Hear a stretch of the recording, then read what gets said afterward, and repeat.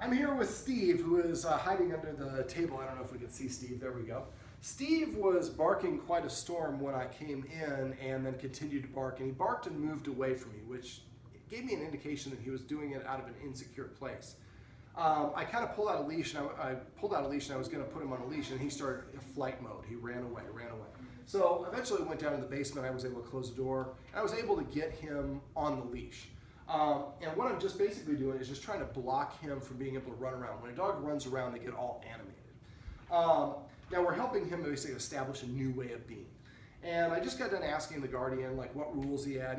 He had some structure but not a lot of rules, and so we just made some suggestions for that. But then I asked if he nudged them for attention, which he does. A lot of dogs would come and stick their nose under your arm or your hand and say, hey, pet me. Now when the dog does that, it's essentially telling you what to do.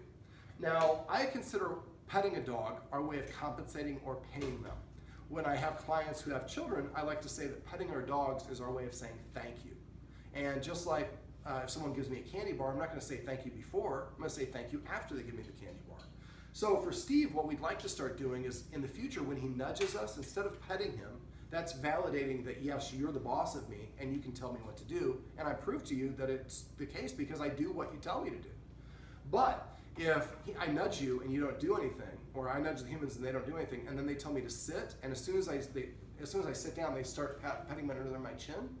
Well, now I have to earn my praise, and I earn it through a currency of obedience. Now we had a lot of construction here in the house, and the construction workers, we found the guardian figured out a way. If the construction workers come in and pet Steve, kind of almost pay tribute to him as they come in, he wouldn't bite their ankles.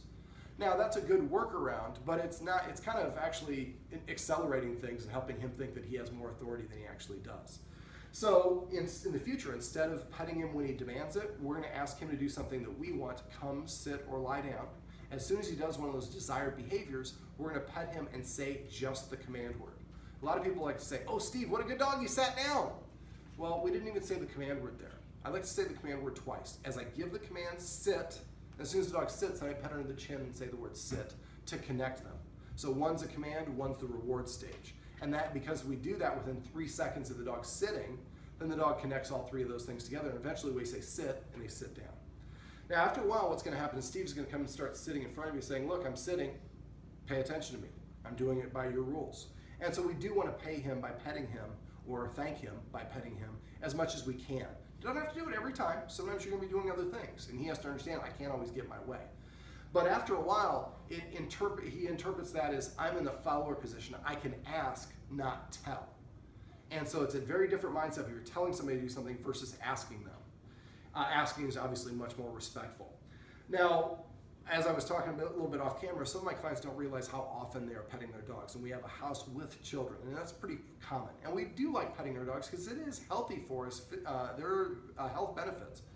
But it's hard. Sometimes we don't even realize how often we're doing it. So what I usually recommend is the word paycheck.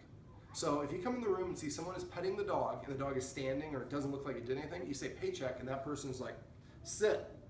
And then the dog sits, and we say sit, and we can say, I actually asked him to sit before he came in the room. You just missed it. He got up and I continued petting him. So we're not going to pet him at all unless he does something for us first. And after he does something, we can pet him for an hour after that if we want. But he just has to change his state. If he's already sitting, ask him to lie down. If he's lying down here, ask him to lie down there.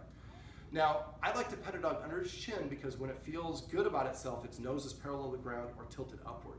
This facilitates that nose up orientation, which will help him because he's kind of lower on confidence. Petting a dog on top of the head like this creates a nose down, and that's an insecure body mechanic. So petting with a purpose is probably the easiest thing that you can do once you get into a habit of doing it. It'll take you a week or two to get in the habit, but once you do, every time you pet the dog by asking him to sit, you're engaging in a little mini dog training session without even thinking about it. That's what I like to call petting with a purpose.